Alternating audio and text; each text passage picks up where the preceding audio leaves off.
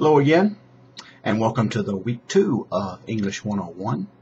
I want to bring up a few points. One thing you might already have noticed is we're having problems with the quizzes and assessments in Angel. I've taken off the proofreading quiz for this week so far, unless they get it resolved very quickly. I'm sure you're all going to be heartbroken if you don't get to take that, but I'll probably have it by next week, hopefully. When it comes to the other quiz, the scavenger hunt, I recommend you download that and then have that handy as you go through the introductory folder and the week 1 folder again to remind yourself if you can't recognize some of the answers already. A point about the discussions, and really one of the major things about my class that I want you to understand. Discussion is the most important part of the class to me. And I have some very good guidelines about it you've already read about. One of them is to post at least 3 or 4 days a week. Be sure you get your initial posts. Like this week, it's the research topic. Get that to me or post it in discussion by midnight on Tuesday. Be sure that you respond to at least 3 other classmates' initial posts, their research topics. And especially be careful and respond back to people who respond to you. I like the analogy of going to a party.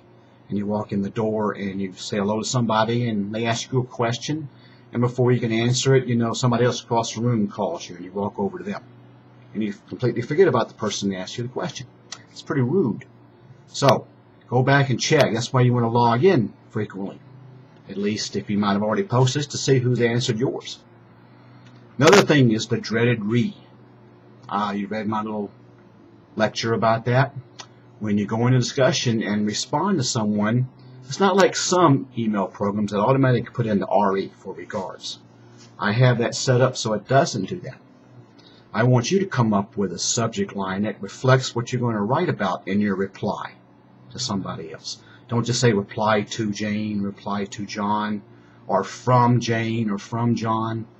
You want to go in there and, if you're talking about how you had a question about what they were asked, telling about in their post, put that in the subject line about that article you were talking about. So let the person know in the subject. It's like the title of a story.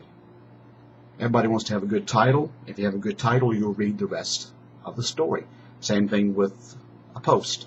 If you have a good subject line, grabs the reader's attention, they want to look at it. You notice how I make an effort, hopefully, to try to get some kind of subject line that'll make you want to read on as you go on. So be aware of that, and we'll talk to you later.